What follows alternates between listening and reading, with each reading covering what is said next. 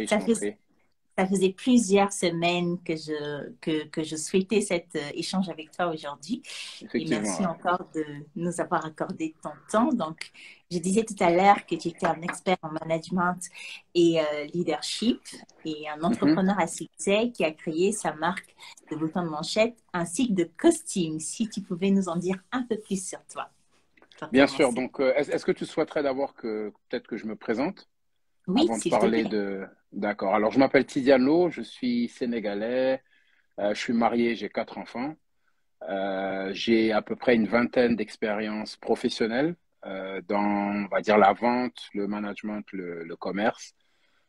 J'ai fait mes études en France. Suis rentré au Sénégal il y a à peu près, on va dire, 12-13 ans maintenant. Et c'est là que je suis basé maintenant à Dakar depuis lors. Donc, j'ai fait des études d'abord en informatique, ensuite en télécommunication et réseau, avant d'obtenir un master en management et commerce à l'université de Créteil, Paris 12. Et ensuite, j'ai eu ma première expérience professionnelle en France, toujours dans le domaine des télécoms et réseaux. Et ensuite, une opportunité de rentrer en Afrique s'est présentée à moi et j'ai pas hésité à la saisir. Voilà. D'accord. Et quand tu parles de rentrer en Afrique, c'était où exactement? Alors, c'était au Sénégal.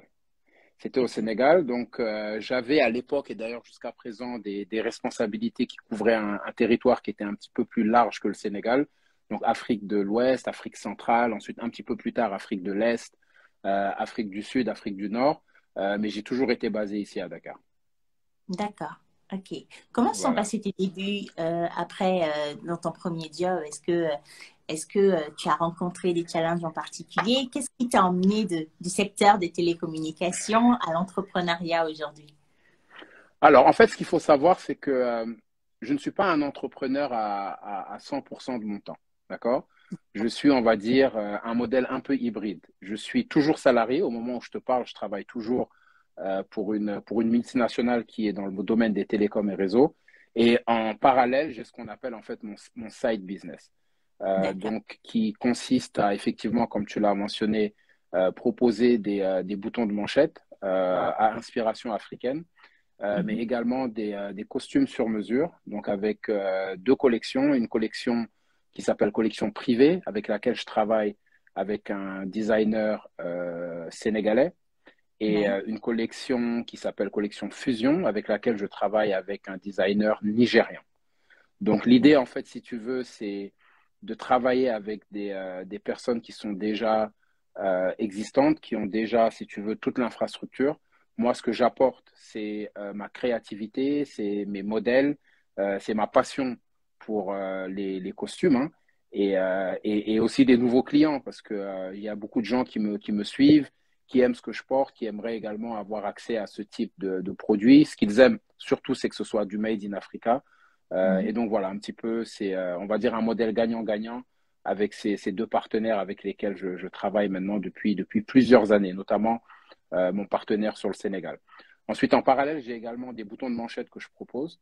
Et Mhm. donc, si ça t'intéresse de savoir un peu comment l'idée m'est venue, je vais te Ouais. raconter ça avec plaisir. Donc, c'était à une époque où je faisais beaucoup de promotions sur les vêtements que je portais qui étaient à 95% made in Sénégal, made in Africa. Et donc, j'avais lancé un challenge un jour où j'avais porté du made in Africa de la tête aux pieds. Et j'avais demandé aux abonnés de ma page de me demander, enfin, je leur avais demandé de me faire part de leurs impressions sur un accessoire ou, on va dire, un vêtement ou une pièce de ce que je portais qui n'était pas forcément du Made in Africa. Donc, certains me disaient les chaussettes, certains me disaient les lunettes et certains me disaient les boutons de manchette. Donc, D'accord. malheureusement pour eux, les chaussettes, c'était pas made in Africa, mais made by African. C'était une créatrice qui s'appelle Erin Sox, une béninoise Ouais. qui fait des chaussettes que je portais ce jour-là. Et les lunettes, si mes souvenirs sont bons, c'était également un créateur sénégalais. Donc, on va dire que 60% des gens qui avaient répondu à ce sondage avaient trouvé la réponse. Effectivement, les boutons de manchette que je portais à l'époque n'étaient pas du tout des boutons de manchette ni made in Africa, ni made by African. Et ça m'a, en fait, si tu veux, interpellé. Je me suis dit, bon, Si la demande est là et si l'offre n'est pas présente, pourquoi ne pas travailler cette offre pour justement faire en sorte que les deux se rejoignent. J'ai designé quelques modèles et on va dire, allez, un mois et demi après, j'avais ma première collection qui était lancée. Génial. On voit que tu es toujours justement très bien apprêté sur les différents réseaux sociaux dans lesquels tu es. Tu es toujours très bien mis et avec une expérience assez rare. Pourquoi tu t'es lancé dans justement ce domaine d'activité-là? Qu'est-ce qui t'a motivé? Qu'est-ce qui t'a amené à ça? D'accord. Alors, avant de répondre à cette question, Vanessa, j'aimerais juste essayer de parler, on va dire, du processus d'entreprendre en étant salarié. D'accord? Totalement. Et ensuite, je te donnerai aussi un petit peu. Donc, déjà, je veux te parler de cette motivation-là. Et ensuite, je te parlerai de la motivation qui m'a poussé à m'orienter vers ce domaine d'activité en particulier. Donc, j'ai été exposé à beaucoup de marchés différents en Afrique. Et je me rendais compte que à chaque fois que je voyageais dans les pays d'Afrique anglophone et que je discutais avec mes collègues et que je leur demandais qu'est-ce que tu as fait ce week-end, 50% du temps, c'était des activités familiales, personnelles. Et les Mhm. 50% restants, ils me parlaient un petit peu des activités professionnelles qu'ils avaient en plus de leur boulot. Et ça m'avait beaucoup interpellé parce que c'était quasiment 60 ou 70% de mes collègues qui, en plus du travail, avaient à côté une activité qu'ils faisaient tourner et qui leur générait des revenus additionnels. Alors au Kenya, la majorité me parlait beaucoup d'agriculture, ils me parlaient d'élevage. Au Nigeria, la majorité de mes collègues sont dans des prestations de services, dans de l'événementiel, dans ce genre de choses-là. Et je me suis dit, bah, finalement, ces deux choses-là ne sont pas forcément incompatibles. Tu sais, quand tu grandis dans un environnement purement francophone, particulièrement quand tu as grandi en France, euh, tu es conditionné à faire tes études pour être salarié. Il y a très peu Mhm. de sujets d'entrepreneuriat. On ne nous pousse pas vraiment à prendre des risques, à entreprendre. Mais quand Non, tu du tout. t'exposes un peu plus au milieu anglo-saxon, tu te rends compte que déjà, d'une, les deux ne sont pas incompatibles. Je Totalement. pense que pour moi, il y a certains critères quand même qu'il faut respecter. Le premier, c'est de s'assurer qu'il n'y ait pas de conflit d'intérêt avec ton activité professionnelle dans laquelle tu es salarié. C'est la première chose. La deuxième chose, il faut s'assurer que tes performances au travail ne soient pas impactées par ton side business. Parce que ce serait Oui. injuste aujourd'hui d'avoir un patron qui te paye un salaire et que tu ne lui produis pas les résultats qu'il attend. Ça, c'est la deuxième Mhm. chose. Et la troisième Exact. chose, je pense qu'il y a également un gros sujet de time management. Mhm. Tu vois, s'assurer qu'on Non. arrive vraiment à gérer son temps. Et pour moi, la meilleure façon de gérer son temps, c'est d'arrêter la procrastination. Et quand on a quelque chose à faire, qu'on le fasse et qu'on ne le remette pas à plus tard. Donc tout ça m'a J'aimerais, interpellé. Oui, vas-y, j'aimerais excuse-moi, approfondir je t'en prie. juste après. Ça serait intéressant que tu nous racontes le Pardon? time management. J'aimerais, après la réponse, j'aimerais Oui, approfondir la question du time management parce que je avec pense que c'est plaisir. intéressant de personnes là-dessus. Avec plaisir, avec plaisir. Et voilà, donc ça m'a beaucoup interpellé et je me suis dit, bon, c'est pas incompatible. Moi, sincèrement, c'est pas quelque chose à laquelle j'avais forcément pensé. Et à Oui. côté de ça, j'ai également ma femme qui était à peu près dans la même dynamique. Elle était salariée. Elle avait également son entreprise de prêt-à-porter sur mesure. Elle est designer. D'ailleurs, c'est sa marque que je porte aujourd'hui. Ça s'appelle Fancy Team. J'en profite pour faire Mais une petite pause de page publicité. Et voilà, donc tout ça m'a interpellé. Je me suis dit, bon, aujourd'hui, qu'est-ce qui me passionne vraiment? Et qu'est-ce que je vais pouvoir, si tu veux, mettre en avant et proposer de nouveau? D'accord? Et voilà, j'ai toujours aimé l'habillement, j'ai toujours aimé le lifestyle et j'ai eu beaucoup de commentaires quand j'ai commencé à lancer ma page Instagram.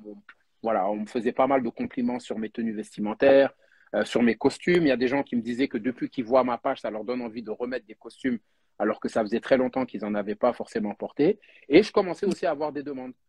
Où est-ce que oui. tu l'as acheté? Est-ce que je peux en avoir? Donc plutôt que on va dire, de ne pas avoir de réponse à apporter, je me suis dit, écoute, je vais commencer par lancer une collaboration avec le couturier qui me fait mes costumes, mais en Mhm. apportant quelque chose de nouveau Mhm. dans le choix des tissus, dans le choix des coupes, on va dire dans mon expérience, dans mon expertise, histoire que ce soit quelque chose quand même d'assez relevé en termes de niveau et surtout avec mes exigences qui sont relativement pointues quand même. Et voilà, et donc Oui. j'ai commencé à proposer ça. Voilà, j'ai eu des clients qui passaient des commandes, qui prenaient des costumes, que ce soit ici au Sénégal, j'ai eu des clients également en France, j'en ai eu aux États-Unis, dans le reste de l'Afrique, et voilà, et c'est comme ça que ça a vraiment, vraiment commencé.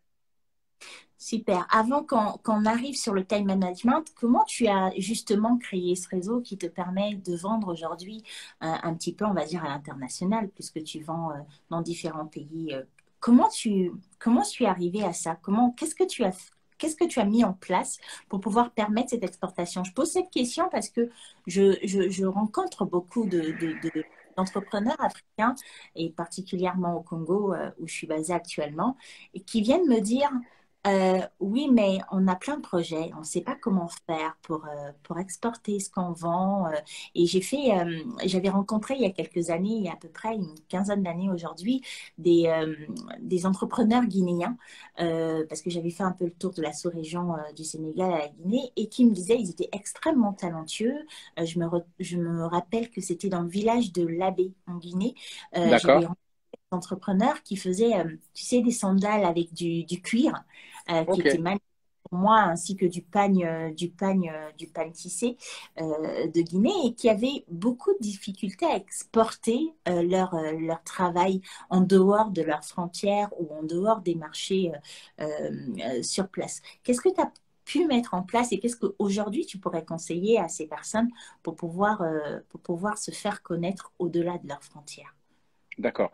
Alors, je vais commencer par répondre à ta deuxième question, parce que la première question, j'appellerais pas ça un accident, parce que Oui, bon, ça voudrait dire que j'ai eu de la chance. Je n'ai pas eu de la chance, j'ai quand même travaillé pour en arriver là où j'en suis, mais ce n'était pas mon objectif premier. D'accord? d'accord. Ce qu'il faut savoir, c'est que quand j'ai créé ma page, l'objectif, c'était absolument pas de la rendre commerciale. D'ailleurs, elle ne Mhm. l'est toujours pas, hein. C'est-à-dire que j'ai des demandes que je gère, on va dire, offline avec les clients, mais ce que je propose vraiment, c'est la promotion du Made in Sénégal, Made in Africa, et ça va bien au-delà de ma personne. Je fais la promotion de toute personne que je juge pertinent, en tout cas, de promouvoir. Alors, le conseil que je peux donner, Vanessa, c'est la visibilité. Alors Mhm. aujourd'hui, on vit dans un monde qui est ultra connecté. C'est-à-dire Mhm. qu'aujourd'hui, je suis persuadé que parmi les gens qui sont dans le live, on a certainement des gens qui sont aux États-Unis, au Canada, au Nigeria. C'était des outils auxquels on n'avait pas accès il y a, on va dire, une dizaine, quinzaine, vingtaine d'années. Et je pense qu'il faut vraiment, vraiment essayer de tirer profit au maximum de tous ces outils qui sont à notre disposition. Et je vais prendre l'exemple de Instagram, d'accord? Parce que moi, c'est vraiment avec Instagram que j'ai commencé à me lancer dans les réseaux sociaux. Et je vais te donner mon exemple. Ça me permettra peut-être d'illustrer un petit peu l'explication que je veux te donner. Donc, j'ai lancé ma page. L'idée, c'était au début vraiment d'inviter des entrepreneurs pour faire leur promotion. Donc, des entrepreneurs qui sont très actifs dans le Made in Africa, faire connaître leur marque, les faire connaître à mon public, mais également faire en sorte que leur public les découvre ou les redécouvre. D'accord? Parce que Ouais. si tu veux, on a beaucoup de créateurs aujourd'hui, je dirais pas qu'ils se cachent derrière leur marque, mais leurs clients, ils aimeraient bien savoir qui sont ces gens qui nous proposent ces si belles choses. Donc, quand ils ont Ouais. accès à eux dans un live où ils peuvent leur poser des questions, ils peuvent interagir directement avec eux, je pense qu'à l'époque, en tout cas, ça avait apporté quelque chose d'assez particulier et d'assez nouveau. Et donc, j'ai commencé comme ça, si tu veux, à constituer un réseau de personnes qui me suivaient et qui s'intéressaient à ce que je faisais. Après, il y a le bouche à oreille. Tu sais, quand tu fais quelque chose d'assez intéressant, quand tu fais du bon travail, il y a la chance aussi de pouvoir avoir des gens qui en parlent autour d'eux. Donc, il y a des Oui. gens qui me contactaient, qui me disaient, je ne te connaissais pas, il y a un tel qui m'a parlé de toi, j'ai commencé à te suivre, j'aime bien ce que tu fais, etc. Donc, le réseau a commencé vraiment à s'étoffer. Au début, c'était vraiment focusé sur l'Afrique, Oui. un petit peu d'Europe quand même, parce qu'il y avait pas mal de followers de la France qui faisaient également partie du réseau. Mais après, on va dire l'une des caractéristiques principales et particulières de Instagram, c'est qu'il n'y a vraiment pas de limites et de frontières. Je Mhm. pense qu'à un moment donné, j'ai commencé à lancer des réels avec des vidéos où je faisais la promotion, on va dire, de mon habillement, je faisais certaines choses, voilà, juste pour essayer de divertir un petit peu, apporter un petit peu de fraîcheur à la page. Et il y en a certaines qui sont rapidement devenues virales. Donc, Oui. avec plus de 500 000, 600 000 vues. Et quand on commence à atteindre, on va dire, cette masse critique de personnes, forcément, ça va au-delà des frontières. Ça a commencé à Tout à toucher des gens au Canada, ça a commencé à toucher des gens aux États-Unis. J'ai même eu beaucoup de clients du Brésil, enfin des fait. clients, Mhm. en tout cas des followers du Brésil. Ça m'avait paru assez spécial à un moment. Et c'est comme ça que j'ai vraiment commencé à avoir une diversité dans les personnes qui me suivaient. Et donc, quand j'ai commencé à proposer mes propres produits, donc naturellement, ces gens qui me suivaient, certains d'entre eux ont manifesté un intérêt et on va dire sont devenus des consommateurs et sont devenus des clients. Après, c'est vrai que moi, mon exemple, il est assez particulier parce que l'objectif principal n'était pas commercial. Mais Mhm. pour ceux qui ont un objectif principalement commercial, je pense qu'il y a énormément d'outils sur Instagram qui sont à leur disposition. Et pas que, hein, je suppose qu'il y a plein d'autres réseaux que je ne maîtrise pas, donc je ne peux pas forcément en parler, mais qui leur permettent aujourd'hui d'avoir une bonne visibilité, de faire de la promotion des produits qu'ils vendent, même de pouvoir faire de la vente directement sur Instagram avec des boutiques WhatsApp qui sont connectées, ce genre de choses-là. Je pense qu'il y a beaucoup d'outils qui sont à la disposition des entrepreneurs aujourd'hui qui leur permettent vraiment de pouvoir étendre leur visibilité.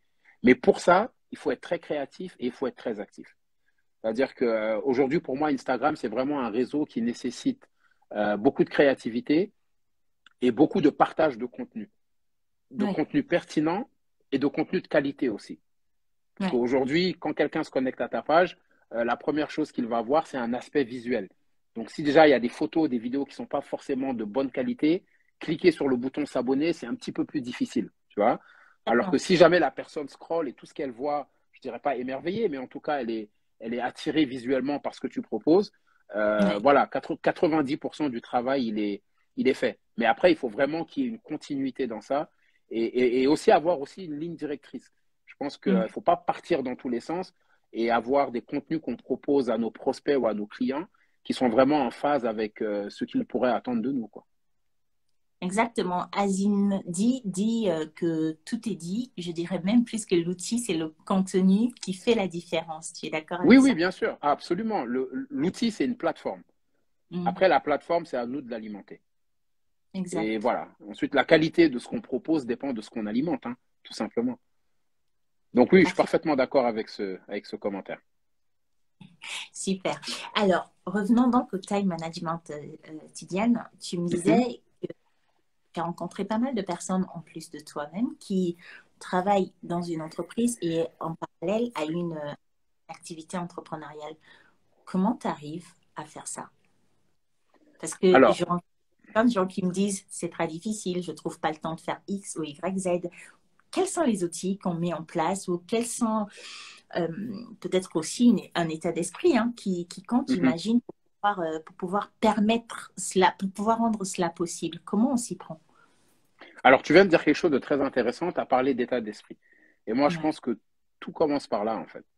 Et moi, je me suis toujours dit que quand on pense que quelque chose est possible, ça veut dire que c'est possible.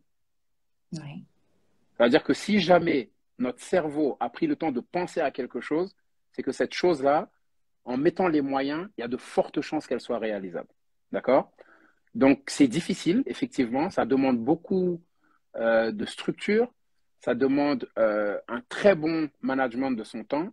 Et ça ouais, demande aussi beaucoup de passion et beaucoup d'envie. mm, Aujourd'hui, moi, le travail que je fais, il me prend énormément de temps. C'est-à-dire qu'à un moment donné, j'ai des anciens collègues avec qui je travaille plus, c'était des sociétés précédentes pour lesquelles j'ai été employé, qui ont commencé à me suivre sur les réseaux et qui pensaient que j'avais arrêté de travailler pour faire ça parce qu'ils n'arrivaient pas à se comprendre comment je pouvais faire pour trouver le temps de travailler et de continuer à être aussi actif sur les réseaux sociaux. Donc, juste pour te donner une idée ou un ordre de grandeur, mes journées en général, elles commencent à peu près à 6h30, 7h du matin parce que je travaille avec différents fuseaux horaires. ouais, Ici au Sénégal, on est sur du GMT. Donc, je travaille avec GMT plus 1 qui est le Nigeria, je travaille avec GMT plus 2 qui est l'Afrique du Sud, GMT plus 3 qui est le Kenya, GMT plus 4 qui est l'île Maurice. D'accord? mm, Donc, quand j'ai des collègues à l'île Maurice qui set up des calls à 10 heures heure de chez eux, c'est 6 heures heure de chez moi. Donc, déjà ouais, très tôt, mes journées commencent. Et elles finissent pas forcément tôt parce qu'après, si tu veux, cet effet de fuseau horaire, il se répercute sur la fin de la journée pas avec les GMT plus 4, mais avec les GMT et les GMT plus 1. C'est-à-dire que ouais, voilà, quand il est 20 heures à l'île Maurice, il est que 16 heures à Dakar. Et à 16 heures, bah, il y a des activités, il y a des demandes, il y a des clients, il y a des escalations, il y a ce genre de choses-là. Donc, a priori, on pourrait penser que avec mes journées de travail, il m'est impossible d'avoir une activité parallèle. ouais, La réponse, c'est que si, c'est tout à fait possible. Pour moi, c'est une question de gérer son temps. Déjà, il faut être clair sur les tâches qu'on a à réaliser pour son travail, pour lequel on est employé. Et pour moi, ça, c'est vraiment la priorité. Et je ne cesserai de le répéter. Ce serait injuste de frustrer un patron qui nous paye un salaire parce qu'on est en train d'essayer de développer un business.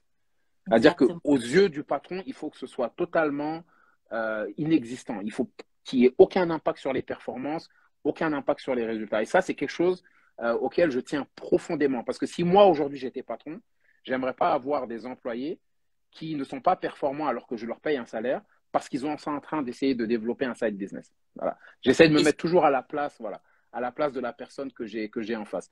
Donc, être très clair sur les tâches qu'on a à réaliser dans la journée. Donc, la veille, peut-être s'organiser pour savoir. Et même la veille, c'est un court terme, hein. En général, moi, je travaille à peu près à la semaine. Donc, le week-end, je regarde mon emploi du temps de la semaine qui suit. mhm. Je me prépare psychologiquement aux différentes réunions, aux différentes calls que j'ai. Je prends des notes sur les tâches que j'ai à réaliser par jour. Au fur et à mesure de la journée, je les coche. Et puis, je m'assure qu'à la fin de la journée, tout ce que j'avais prévu de faire, en tout cas, que ce soit fait. Ensuite vient l'aspect, on va dire, entrepreneuriat et side business. D'accord? Mhm. Donc, ça ne me prend pas plus, on pourrait croire le contraire, hein, mais ça ne me prend pas plus de 1 heure à 1 heure et demie par jour. D'accord. Parce que Intéressant. c'est, tout simplement parce que c'est structuré. Donc OK. aujourd'hui, je peux par exemple, euh, on est le week-end, je peux sortir faire une course, créer du contenu que je ne vais pas forcément partager tout de suite. Oui. J'essaie d'avoir un backlog de contenu de Mhm. telle sorte à ce que même si je ne crée pas de contenu pendant 4, 5 jours, une semaine, j'arrive toujours à en poster pendant 4, 5 jours, une semaine parce que j'ai quand même une réserve suffisante qui me permet d'alimenter ma page. D'accord? En ce qui concerne les rendez-vous clients, les ventes de costumes, je le fais uniquement le week-end, OK. samedi, dimanche. Et encore une fois, ça ne me prend pas plus d'1 heure et demie. C'est-à-dire qu'on se met d'accord sur l'heure de rendez-vous, on se donne rendez-vous. Euh, J'insiste vraiment pour que le client arrive à l'heure, parce que quand on n'a qu'1 heure et demie dans la journée pour développer son side business, on ne peut pas se permettre de perdre 5 ou 10 minutes. Il faut vraiment qu'on s'assure que tout soit calé niveau timing. Donc j'insiste vraiment sur cette notion d'arriver à l'heure. D'ailleurs, il m'est arrivé d'arriver sur le site, d'attendre un client plus de 10 minutes et de l'appeler pour lui dire après l'heure, c'est plus l'heure, et de L'heure. rentrer chez moi. Voilà. Donc vraiment s'assurer qu'on respecte les rendez-vous, on respecte les timings sur lesquels on s'est mis d'accord. Et puis, et puis voilà, 1 heure et demie par jour en moyenne, en plus du travail. Pour moi, quand c'est structuré, quand c'est bien organisé, quand c'est planifié, je pense que c'est tout à fait réalisable. Après, ça peut être épuisant parce que la vie ne Oui. se limite pas au travail et à l'entrepreneuriat. Il y a Il y a aussi la famille, il y a les les amis. loisirs, il y a les passe-temps, il y a les amis, il y a le sport, il y a toutes ces choses-là. Et dans la journée, il n'y a que 24 heures. Si on dort 8 heures de temps, il nous reste que 16 heures. Donc réaliser tout ça en C'est 16 ça. heures, c'est pas forcément facile, mais c'est possible. Non. Je pense que ça demande juste un peu de structure. Voilà. D'accord. Donc, tu préconises une structure, une organisation et surtout bien planifier ces journées avant qu'elles ne commencent à l'avance, C'est si ça. cela est possible. C'est ça. Et Tu parlais et surtout, ne pas remettre à plus tard ce qu'on peut faire de dans l'immédiat. complètement. Parce qu'après, on se retrouve C'est avec un backlog de choses qu'on devait faire, qu'on n'a pas faites, et c'est là qu'on se dit c'est impossible. Mais c'est pas que c'est impossible, c'est que si ça avait été fait quand ça devait être fait, le reste serait beaucoup plus fluide. Mais tu sais, parfois, ce n'est pas si évident que ça. Maintenant, dans un monde, comme tu le disais tout à l'heure, ultra connecté, nous avons, on va dire, euh, des, enfin, je vais appeler ça des tueurs de temps, mais c'est pas vraiment le bon terme. C'est, tu sais, quand tu commences une tâche et que après, il y a quelqu'un qui t'appelle ou il y a un pop-up sur ton téléphone ou qu'il y a quelqu'un qui te demande un support et t'oblige quelque part à délaisser ce que tu dois faire, ce que tu avais prévu faire pour pouvoir l'accompagner et l'aider. Qu'est-ce que tu conseillerais et là, je reviens dans le cadre de l'entreprise, même à un cadre ou à une personne justement dans cette structure d'employés pour être efficace au travail. Parce que je veux là prendre un peu de ta fibre familiale pour pouvoir savoir comment tu arrives à éviter ces petits perturbations qu'on a de plus en plus dans une journée et qui en l'occurrence, à la fin de la journée, nous bouffe énormément de notre temps et du coup, parfois, on passe à côté de ce qu'on avait prévu dans la journée. D'accord. Alors en fait, tu sais, tous ces outils ultra connectés dont on parle, que ce soit le téléphone, que ce soit la tablette, que ce soit l'ordinateur, que ce soit les différents logiciels de communication qu'on utilise pour faire des meetings, comme WebEx, comme Teams, comme Skype, etc., Ouais, effectivement, ils créent une maladie parce que on est tout le temps accessible, on est ouais, tout le temps ouvert à être dérangé, mais en même temps, ils créent le remède. Mais le remède, il faut le connaître en fait. Et je vais te prendre un exemple concret, le téléphone. Aujourd'hui, ouais, sur un téléphone, tu as la possibilité de te mettre en différents modes. ouais. Repos, ne pas déranger, Mhm, temps pour soi. Il y a énormément de modes qui sont à la disposition des utilisateurs pour justement pouvoir leur permettre de mieux gérer ce type de perturbation. D'accord? mhm, Donc aujourd'hui, moi, ce que je fais, c'est très simple. Déjà, dans mon calendrier, quand j'ai des blocs de temps où je n'ai pas de meeting, mais que j'ai besoin d'utiliser ce temps pour accomplir une tâche particulière, je vais bloquer le temps et je vais mettre ne pas déranger. Donc, si mhm. jamais un collaborateur essaye de me joindre pendant ce moment-là, la réponse, elle est déjà dans mon calendrier. Il sera ni frustré, ni heurté. Il comprendra qu'effectivement, je suis concentré sur quelque chose pour lequel je ne vais pas pouvoir lui revenir dans l'immédiat. Le problème, c'est que Ouais, quand on laisse son calendrier ouvert et qu'on est en mhm, train de travailler sur quelque chose et que son statut montre en ligne disponible, bah, l'interlocuteur, il part du principe qu'on est disponible. Donc, il va vous interpeller. Si vous ne répondez pas au chat, il va vous appeler jusqu'à ce que vous laissiez votre tâche pour finalement peut-être perdre 15, 20, 30 minutes et après devoir les rattraper sur une tâche qui était en cours. Alors que quand on bloque son calendrier, on montre clairement qu'on est occupé à faire autre chose et qu'on reviendra plus tard vers la personne. Le téléphone, c'est pareil. Et ça, je pense que c'est vraiment quelque chose de très, très, très compliqué à gérer parce que on a tellement de flux d'informations qui nous arrivent entre WhatsApp, ouais, entre Instagram. Bon, je ne suis pas sur Facebook, mais j'imagine les gens qui sont sur Facebook. il y en a plein. Entre les mails personnels, entre les Ouais, mails professionnels. Et ensuite, voilà, la fonction principale du téléphone, c'est les appels, donc aussi les appels. Donc, on peut se dire que c'est quasiment impossible de ne pas être perturbé, mais c'est possible. Déjà, la mhm, première chose, c'est maîtriser les différents modes. Par exemple, moi, sur WhatsApp, il y a une majorité de groupes que je mets en silence, en tout cas pendant la semaine. Parce mhm, que quand on est concentré au travail, savoir qu'on a un cousin qui est en train d'aller dans un magasin pour acheter une boîte de merguez, voilà, c'est pas une priorité. Tu vois ce que je veux dire? Un samedi ou un dimanche, ça peut être, voilà. Mais quand on est concentré sur quelque chose, c'est pas vraiment le type d'information qu'on a besoin d'entendre à ce moment-là. On est bien d'accord. ouais, Ça, c'est la première chose. Ensuite, sur Instagram ou sur Facebook, je pense qu'il faut vraiment être très sélectif sur le type d'information qu'on a envie ou besoin de recevoir. mhm, Moi, j'essaie de faire en sorte que, en tout cas sur Instagram, j'ai un ratio, on va dire, de 10%. C'est-à-dire qu'il faut que, on va dire, le nombre de comptes que je suive ne dépasse pas 10% du nombre de comptes qui me suivent. Pourquoi? mhm, Parce que moi, j'ai un compte public où je propose des choses et je mhm. veux m'assurer que les gens que je suive également, ce sont des gens qui vont pouvoir m'apporter quelque chose, on va dire, de constructif dans la dynamique de ma page. Donc, la Exact. majorité des gens que je suis sur Instagram, ce n'est même pas des cousins ou des frères, hein. C'est des marques Mhm. qui font du Made in Africa, c'est des choses qui peuvent m'inspirer dans mon travail, etc. Et vous savez, le moins de comptes on suit, le moins d'informations vient vers nous. Quand on suit 5000 comptes, je ne peux même pas imaginer le nombre de stories qu'on a à devoir regarder. Quand on en suit Ouais, 200 ou 250, c'est beaucoup plus limité et donc ça nous permet de mieux maîtriser le temps. Je pense qu'on passe sur l'outil et voilà, défiler les informations, etc. Donc je pense que voilà, juste pour un petit peu, je n'ai pas envie de trop rentrer dans les détails parce qu'il y a une multitude d'outils qui sont à disposition des gens, mais je pense qu'il faut vraiment essayer d'apprendre à maîtriser les outils qu'on utilise et ne pas se laisser envahir par ces derniers. mhm. D'accord? Maîtriser tous ces modes, ne pas déranger, temps pour soi, repos. Parce que même quand on est couché et quand on dort, on n'a pas forcément envie de recevoir des notifications. Et la Non. majorité des gens savent comment éviter ça, peut-être en éteignant le téléphone ou en le mettant en mode avion.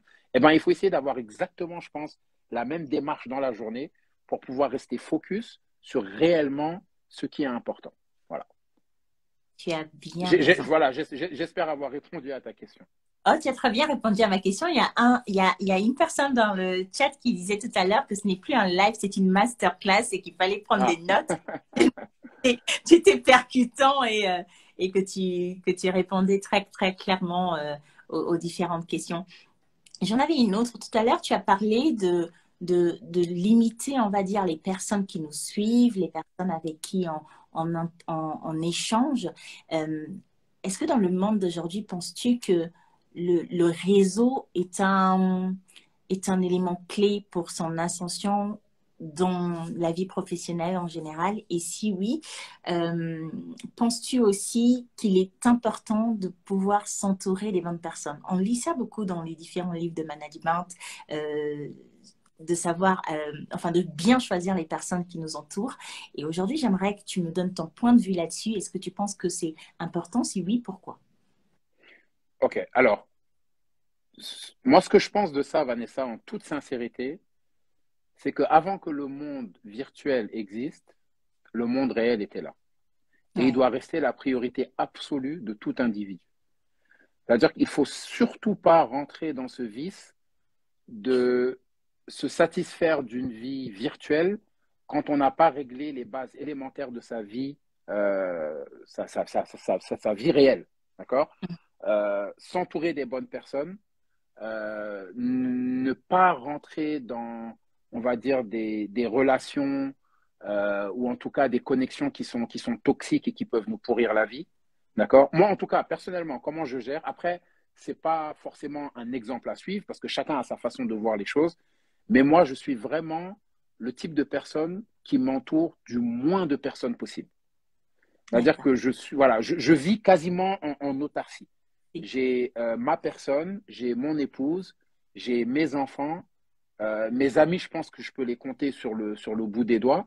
J'en ai acquis d'ailleurs des nouveaux dernièrement, avec Mhm. qui on est très proches, on échange quasiment tous les jours et je suis très content d'ailleurs qu'ils fassent partie de ma vie. Mais à part ces personnes, ma famille, et quand je dis ma famille, je parle de ma famille nucléaire et Ouais. ensuite voilà, de quelques cousins, quelques cousines, etc. J'ai vraiment pas beaucoup d'interactions sociales et je m'en porte très très bien, sincèrement. Je me dis qu'arrivé à un certain âge, on n'a pas forcément besoin de se faire une quinzaine ou une vingtaine de nouveaux amis par jour. Ça Mm. c'est la première chose. Oui. Après, les réseaux, pour moi, il faut vraiment essayer d'exploiter au maximum l'aspect opportunité et ne pas rentrer dans ce piège de penser que notre vie doit se limiter à nos interactions avec les réseaux sociaux. Pour moi, ce serait vraiment un piège. Et d'ailleurs, aujourd'hui, on voit des gens qui dépriment, on voit des gens qui se sentent pas bien, qui rentrent dans des dépressions parce que ils ont justement été, si tu veux, victimes de cet engrenage. Et d'ailleurs, j'avais suivi, je pense, un reportage il n'y a pas très longtemps où ils expliquaient que Instagram avait forcé certaines fonctionnalités dans certains pays où on ne peut plus voir le nombre de likes que la personne a reçu dans sa publication. Parce qu'il y a Ouais. certaines personnes qui déprimaient de ne pas recevoir suffisamment de likes et qu'ils pensaient qu'ils étaient désaimés. Ouais. Alors que s'ils fermaient juste leur téléphone et qu'ils regardaient autour d'eux, je pense que pour la majorité, ils ont soit un petit copain ou une petite copine, un mari ou une femme, des enfants, des cousins et des cousines qui les aiment et qui n'attendent pas qu'ils postent une photo sur les réseaux sociaux pour leur dire. Tu vois? Donc je pense qu'il faut vraiment faire très attention de ne pas rentrer dans ce piège-là et utiliser les réseaux vraiment comme un levier de croissance et Mhm. comme un levier, on va dire, d'extension de son réseau pour des opportunités mais que ça n'ait pas un impact dans la vie personnelle. C'est vraiment mon point de vue. Hein. Ouais. Et il est très pertinent et très juste parce qu'aujourd'hui, justement, comme tu as su le souligner, beaucoup de personnes pensent que l'amour, en fait, se limite au nombre de likes qu'ils peuvent avoir sur le post d'un Instagram ou Facebook ou que sais-je. Et ta réponse, franchement, est très pertinente et j'espère que ça aidera pas mal de gens à se Et, rendre compte. et, et, Oui, et regarde, juste pour te montrer à quel point ça n'a pas de sens. Ça veut dire qu'aujourd'hui, tu peux poster une publication, je peux la liker. Dans les 2 minutes qui suivent, si je veux, je peux la déliker. totalement. Alors que si on se rencontre dans la vie et que je te dis que je t'aime bien, dans les 30 secondes d'après, je ne vais pas vous dire finalement, je ne t'aime pas. Tu vois ce que je veux dire? C'est, voilà quoi, c'est juste inexplicable. Il ne faut vraiment pas prendre ces outils au sérieux et qu'il n'ait pas un impact dans nos vies personnelles. Il faut vraiment l'utiliser pour se créer des opportunités, pour augmenter son réseau, pour aller chercher des nouveaux clients, des nouveaux partenaires, pour s'inspirer sur des idées de business, ce genre de choses-là, mais ne vraiment pas l'utiliser comme quelque chose qui doit avoir un impact dans notre vie de tous les jours et dans nos vies personnelles. Voilà. C'est vraiment mon point de vue. Tu as parfaitement raison. Qu'est-ce que tu penses du fait que certaines personnes estiment que en étant en Afrique, il est très difficile de se développer, de faire fortune ou de sortir du lot sous prétexte que les infrastructures ne sont pas mises en place pour permettre cette extension-là et sous prétexte aussi que les gens n'ont pas suffisamment de moyens pour pouvoir, on va dire, changer leur destinée. Alors moi, je suis persuadé que c'est tout le contraire. Mhm. D'accord? Et je le dis avec beaucoup de sincérité parce que j'en suis, on va dire, un produit, entre guillemets. J'ai évolué en France, j'ai eu mon premier job là-bas, j'étais destiné à y rester pour faire ma carrière, mais j'ai pris la décision de quitter et de venir m'installer au Sénégal pour continuer on va dire, à me développer et à avancer dans mon domaine professionnel. À l'époque où je le faisais, ce que tu as dit, c'est exactement ce qu'on me disait. Mais t'es fou, pourquoi tu veux aller là-bas? Tout le monde veut au contraire venir ici parce que c'est ici qu'il y a des opportunités, c'est ici qu'on peut gagner de l'argent. Toi, tu vas dans des pays qui sont en voie de développement. Et bien justement, la réponse, elle est là. En voie de Ouais. développement. Ça veut dire qu'il y a énormément de choses à faire pour que ça se développe. D'accord? Et c'est justement ça, et c'est justement là où sont les opportunités. Mhm. D'accord? Et pour en revenir à l'essence même de ta question, la première chose pour moi qui est essentielle, c'est que on n'est jamais mieux servi que chez soi. D'accord? Ça veut dire que moi, aujourd'hui, je suis sénégalais, je suis au Sénégal, personne ne me dira rentre chez toi. Chez moi, c'est ici. D'accord? Déjà. Non, non, mais clairement. Et Clairement. malheureusement, voilà, aujourd'hui, on vit dans une société où ces sujets-là sont de plus en plus récurrents. Moi, quand Mhm. je regarde les infos en France, c'est déprimant. Ça parle Totalement. que de racisme, ça parle que d'islamisme, ça parle que de Zemmour, ça parle que de ces choses-là. C'est très Ouais. anxiogène. Et donc, quand Exact. on est étranger et qu'on est confronté à ces informations tous les jours, on se demande si on est toujours les bienvenus. Et pour moi, la réponse, elle n'est pas forcément positive. Donc déjà, Ouais. c'est la première chose. Être chez soi, on est chez soi, on a accès aux choses qui nous appartiennent, même si Mhm. elles ne sont pas forcément développées, même si elles ne sont pas forcément toujours accessibles parce qu'il y a encore énormément de travail à faire, mais au moins on est chez soi. D'accord? Ça, c'est Ouais. la première chose. La deuxième chose, les opportunités, elles sont là. Les populations africaines sont croissantes. Il y a énormément de travail à faire dans plein de secteurs d'activité, que ce soit dans l'agriculture, que ce soit dans l'élevage, que ce soit dans les télécoms et réseaux, que ce soit dans la banque et la finance, que ce soit chez les opérateurs téléphoniques, que ce soit, enfin, il y a quasiment pas de secteur d'activité dans lesquels, pour moi, il y a pas d'opportunité. Déjà, c'est la première chose. Et après, ça peut profiter à deux types de personnes. Aux personnes qui veulent être salariés et travailler dans une entreprise qui va leur payer un salaire, dans lesquels ils vont contribuer, ils vont apporter une valeur. Et après, tu as ceux qui veulent également entreprendre. Donc, je pense que Mhm. pour ces deux types de personnes, les opportunités sont là.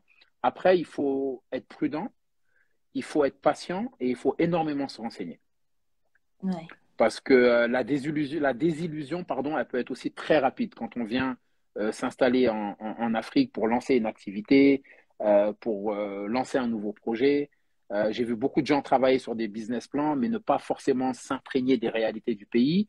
Venir Ouais. ici avec des étoiles plein les yeux, pensant qu'ils allaient devenir milliardaires, et au bout de 3 mois, finalement, plier bagages pour dire je rentre, ici c'est du n'importe quoi. C'est parce qu'ils n'ont pas suffisamment été renseignés, ils n'ont pas pu s'entourer, je pense, des bonnes personnes ou des bons collaborateurs. Mais je le répéterai jamais assez, les opportunités sont là. Il faut oser, il faut y croire, il faut travailler, il faut planifier, il faut s'entourer des bonnes personnes et il faut énormément s'informer. Voilà. Parfaitement. Tu as abordé ici un terme qui me paraît très intéressant dans le fait où l'illusion de quelque chose de fantasmé qui peut être magnifique auquel on s'attendait pas forcément à vivre ce genre de réalité. Est-ce que tu as juste toi qui a évolué dans un environnement différent, ton retour en Afrique, est-ce que tu as eu un, je vais appeler ça un choc culturel, mais c'est pas forcément le cas parce que on se dit Non, que mais quand c'est le cas, c'est le cas. à la base, mais est-ce que tu as vécu justement ce choc culturel et si oui, comment tu t'es adapté? Qu'est-ce que tu as mis en place pour pouvoir te réadapter à ta culture? Alors, c'est une très, très bonne question, Vanessa. Le choc culturel, je dirais qu'il est partiel. Pourquoi? Parce Ouais. que le Sénégal, même si je vivais en France, c'est pas un pays que je découvrais, parce que je venais quasiment chaque année en vacances. Mais venir en vacances et vivre, c'est deux réalités qui sont totalement différentes. D'accord? Quand on vient en vacances, voilà, on n'est vraiment pas soucieux. Tout ce qui nous, enfin, je veux dire, les seules préoccupations qu'on a, c'est dans quel resto on va manger ce soir et dans quelle Mhm. boîte on va danser cette nuit. C'est vraiment voilà, c'est vraiment les seules préoccupations qu'on a. Arrivé la fin des vacances, on prend notre avion, on rentre chez nous et on dit qu'on a passé d'excellentes vacances. Le Sénégal, c'est génial, c'est super. Mais encore une fois, c'est 2 mois dans l'année. D'accord? Les Oui, 10 mois restants, il faut savoir ce qui s'y passe. Donc, quand exact. je suis venu au Sénégal, je suis rentré et que je me suis installé. Donc, c'est vrai que j'ai été confronté à énormément de difficultés qui, pour la plupart, m'ont beaucoup découragé et qui m'ont quasiment poussé à rentrer et à retourner m'installer en France. La seule raison pour laquelle je suis finalement resté, c'est que j'ai rencontré ma femme, on s'est Mhm. mariés. Elle avait un projet de rentrer au Sénégal. Elle m'a dit non, mais tu restes, on reste là, quoi. Je veux dire, on n'a rien à faire là-bas, on reste et on va faire marcher les choses. Je pense que si ce Oui, n'était pas le cas, peut-être que je ne serais même pas dans ce live en train de te parler, parce que je ne oui. serais pas dans la dynamique dans laquelle je suis aujourd'hui. Et au passage, j'en profite pour la remercier. C'était une excellente décision qu'on a prise à ce moment-là. Mais c'est vrai que quand je suis arrivé, il y a beaucoup de choses qui m'ont choqué. La première chose, c'était, euh, on va dire, la mentalité. Ouais. Je venais d'un pays où on était très, très focusé sur l'action. On essayait vraiment d'exécuter les choses qu'on disait, enfin, De faire ce qu'on comment dit. dire, voilà, de faire ce qu'on dit. On était quand même relativement ponctuel. Quand tu donnes rendez-vous à quelqu'un à 8h30, bah, la personne, quand elle arrive à 8h29, elle s'excuse presque en disant qu'elle est en retard parce que toi, tu es là depuis 8h25. Mhm. Euh, alors que ici, tu donnes rendez-vous à quelqu'un à 10h. À 11h, tu l'appelles, il te dit qu'il est à 2 minutes alors qu'il n'a même pas encore quitté chez lui. Il Mhm. arrive à midi et demi, tu as déjà perdu 2h30 de ta journée. Donc ça, c'était quelque chose qui m'avait beaucoup déstabilisé au début. Je m'énervais beaucoup parce que je n'étais pas habitué à ça. Et ce qui était étonnant, c'est que j'estimais être dans ma raison, mais quand je m'énervais, Mhm. finalement, on essayait de me faire comprendre que c'est moi qui avais tort, que j'étais fou, que j'étais pas patient, que je n'étais pas indulgent, que je n'étais pas tolérant, que les réalités du pays, c'est ça, il faut s'y adapter, ici, c'est comme ça que ça se passe. Donc, il y a ça, il y a la désinvolture. J'ai vu ça dans un des commentaires. Ouais. J'ai eu énormément de clash avec certaines institutions du pays, que ce soit les banques, que ce soit même les supermarchés, la façon dont les gens te traitent avec beaucoup de nonchalance, avec Mhm. aucun service à la clientèle, et encore une fois, je ne dénigre pas mon pays, hein. Je suis Mhm. ici, c'est ici que je vis et j'en suis fier. Je te parle juste des réalités qui existent, qui sont là et je Totalement. pense pour lesquelles on doit vraiment lutter ou trouver des solutions parce que ça peut être compliqué quand même pour beaucoup de personnes. Donc j'ai eu Mhm. ces problèmes-là et puis un problème qui est un peu plus, on va dire, technique, qui m'avait beaucoup fatigué à l'époque, c'était les coupures de courant et les coupures d'eau. Ouais. Tu sais, quand tu as vécu dans un pays où c'est un non-sujet, parce Ouais. que c'est là en permanence, personne n'en parle. T'en parles que quand tu reçois ta facture à la limite, mais sinon c'est un Exact. sujet dont tu parles pas parce il fait partie des meubles, quoi. Tu vois? Et que tu arrives au Sénégal et que tu es en train de travailler et que le courant coupe et que tu ne peux pas avancer, tu dois attendre qu'il revienne. Finalement, tu es obligé d'investir dans des choses qui te permettront de contrer ces coupures de courant, donc ça te fait faire des dépenses supplémentaires. Le matin, tu te réveilles, tu veux prendre ta douche pour aller à un rendez-vous, il n'y a pas d'eau. c'est des choses qui rapidement commencent à vraiment, on va dire, attaquer ton mental parce que il n'est pas dans un setup pour accepter et comprendre ce genre de choses-là. Après, c'est vrai que ça s'est beaucoup amélioré. Aujourd'hui, des Ouais, coupures de courant, on n'en a quasiment plus. super. L'eau, ça va aussi. Ouais. Donc voilà, ça montre quand même qu'il y a Il y a de ce dont je te parle, ça, voilà, ça remonte à il y a 10 ans. Donc c'est vrai que ça a relativement évolué. Et après, comment j'ai fait pour m'adapter à tout ça? Je pense que je n'ai vraiment pas baissé mon niveau d'exigence. Je pense que le niveau d'exigence que j'avais à l'époque, je l'ai toujours. Mais j'essaye peut-être d'être un peu plus compréhensif. C'est-à-dire D'accord. que si par exemple je dois avoir rendez-vous avec quelqu'un à 10 heures, la première question que je vais lui poser, c'est est-ce que tu es sûr que l'horaire t'arrange? Ouais. Si jamais il ne t'arrange pas, on en trouve un autre. Mhm. Ok, il ne m'arrange pas, ok. 16 heures, qu'est-ce que tu en penses? Malgré ça, ils arrivent quand même 10-15 minutes de retard, mais bon, c'est mieux que 2 ou 3 heures, quoi, tu vois. Donc je pense qu'il y a, voilà, il y a un sujet d'adaptation, il faut essayer d'être un peu plus flexible, essayer de comprendre les gens, parce que quand je suis arrivé, je ne les comprenais pas.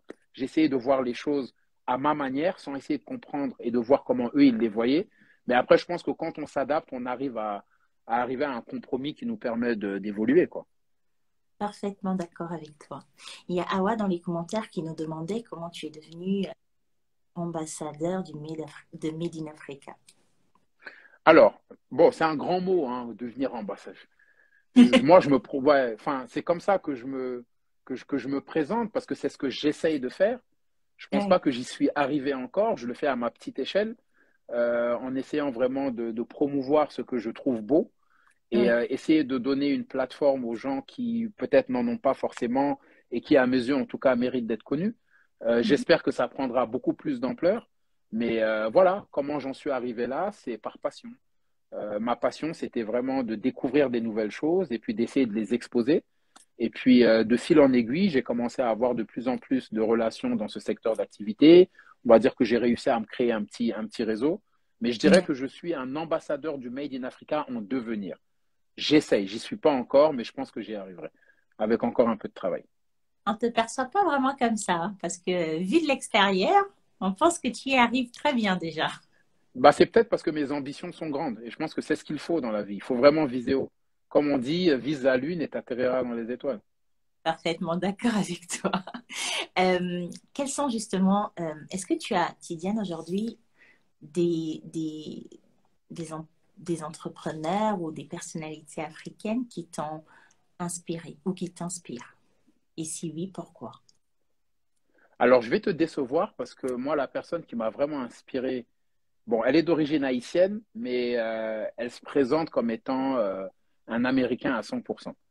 D'accord. Mais ça reste, on va dire, dans la black mouvance. Donc, je pense qu'on Oui, est encore, voilà, on est en- on est encore un peu dans le thème.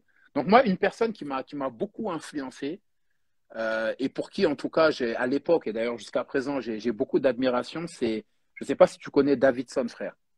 Non, je connais pas. D'accord, Dis-moi. donc je t'inviterai à aller visiter sa page.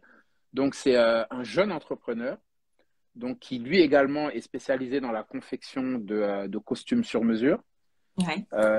En ce moment, je pense qu'il est plutôt sur des projets de cinéma et de production, mais il a commencé avec ça. Donc, costumes sur mesure. Il a commencé avec un petit atelier à New York et aujourd'hui, il fait partie des personnalités qui ont habillé Jay-Z, P. Diddy, Kevin Hart. Si tu as Wow. regardé si tu as regardé la série Power, tous Ouais. les costumes que James Saint-Patrick porte, ils sont faits par Davidson. Donc, moi, il m'a vraiment inspiré parce que déjà, moi, j'ai toujours vu les Américains comme des gens qui ne savent pas forcément s'habiller quand il s'agit de costumes. Parce qu'ils aiment les Mm. trucs très larges, les pantalons, ils ne sont pas très bien coupés, pas très bien ajustés. Et il fait partie des premiers Américains qui m'ont marqué parce que justement, ça ressemblait à quelque chose qui m'attirait beaucoup plus visuellement.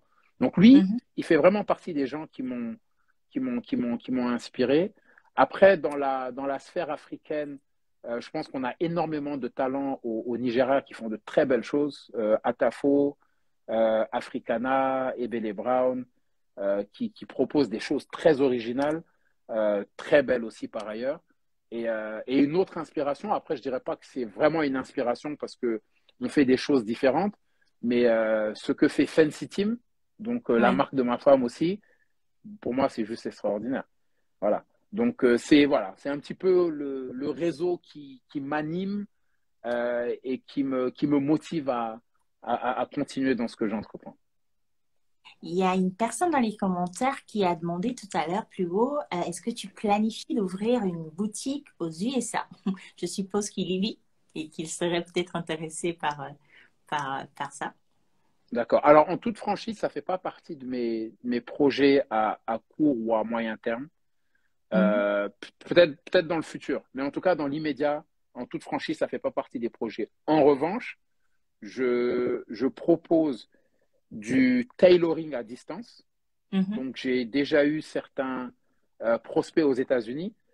Donc, l'idée, en fait, c'est de faire un vidéo call Oui, dans lequel ils sont accompagnés d'une personne de leur choix avec un maître pour prendre les mesures oui, et que je leur explique où est-ce qu'il faut poser le maître pour justement prendre les mesures et qu'on arrive à sortir du call avec un canvas complet qui me donne les oui. mesures de la personne et pour laquelle je peux faire une production made in Sénégal et ensuite shipper aux États-Unis. Voilà. Donc ça, c'est une alternative si jamais il y a des prospects qui sont dans le live, qui sont aux États-Unis et qui ne savent pas comment faire pour approcher la marque. Voilà. C'est une excellente idée. Tidiane, écoute, je passe avec toi déjà une très bonne soirée. Merci beaucoup. J'ai appris énormément de choses avec toi ce soir dans les messages qu'on a dans les commentaires me confirment que ça a été vraiment une excellente idée de te solliciter pour échanger avec nous ce soir. Nous arrivons au terme de notre échange. Est-ce que tu aurais un mot de la fin ou si on te posait la question, quel serait ton mot pour les générations à venir, qu'est-ce que tu dirais? Alors, avant tout, je tiens à te remercier, Vanessa. Je pense que ton initiative, elle est également à saluer. Je me reconnais un petit peu dans ce que je fais, moi aussi. Et d'ailleurs, ça me fait bizarre d'être interviewé. J'ai l'habitude d'être celui qui est interview. Donc, je tiens à te Exact. remercier. Voilà, remercier d'avoir pensé à moi pour ce projet, de m'avoir invité. Je sais qu'on devait le faire il y a déjà quelques mois. On a eu un contretemps. Mais je suis Ouais, vraiment content qu'on ait réussi à trouver le temps de replanifier ça ouais. et de le faire. Donc voilà, merci et vraiment bravo pour l'initiative. Je te souhaite une bonne continuation et beaucoup de succès dans ça. Maintenant, pour Merci. répondre à ta question du peut-être mot de la fin, après moi, vraiment, j'aime pas m'ériger en donneur de leçons, Vanessa. J'aime pas Mhm, être le gars qui s'assoit et qui dit il faut faire ci, il faut faire ça. Moi, je me base toujours sur mon expérience mhm. personnelle qui m'a réussi. Ça ne veut Oui. pas dire qu'elle va réussir à tout le monde, mais je Mhm. pense que ça peut quand même réussir à certains. La Ouais. première chose, c'est vraiment d'identifier sa passion. Ok. Et tu sais que c'est pas si évident que ça, hein. Pas du tout. C'est pas évident. Et moi, le conseil que je donne dans l'identification de sa passion, c'est voilà. Aujourd'hui, vous qui êtes dans le live, posez-vous la question suivante. Si jamais on vous dit de laisser votre travail, qu'on continuera à vous payer le même salaire ou même le double ou même le triple, et qu'on vous dit en revanche, tu es obligé de t'occuper pendant toute la journée avec quelque chose que tu aimes faire, qu'est-ce que tu ferais? Ouais. En général, la première chose qui nous passe par la tête, c'est la passion qui nous anime. Ouais. Des fois, on est tellement pris par les préoccupations du quotidien, par le travail, par les problèmes, que c'est quelque chose qui se détache de nous et on finit par l'oublier. Mais quand on se pose cette question, ça nous ramène vers ce qui est réellement notre passion. Donc, identifiez votre passion et trouvez le temps de l'exercer, même si ce n'est pas lucratif. Quand on fait ce qu'on aime et qu'on le fait bien, ça finit toujours par rapporter. Il ne Mhm. faut pas se dire que je ne le ferai pas parce que de toute façon, ça ne rapportera pas assez. C'est pas grave. Fais parce que tu aimes. Tu le Mhm. fais, tu aimes, tu le feras bien, ça va grandir, ça va prendre une ampleur et finalement, ça finira par rapporter. C'est toujours, en tout cas, c'est dans la plupart du temps le résultat. Voilà, c'est le conseil que je pouvais donner. Tidiane, merci beaucoup. Et ton conseil est vraiment très juste. Je te remercie encore infiniment pour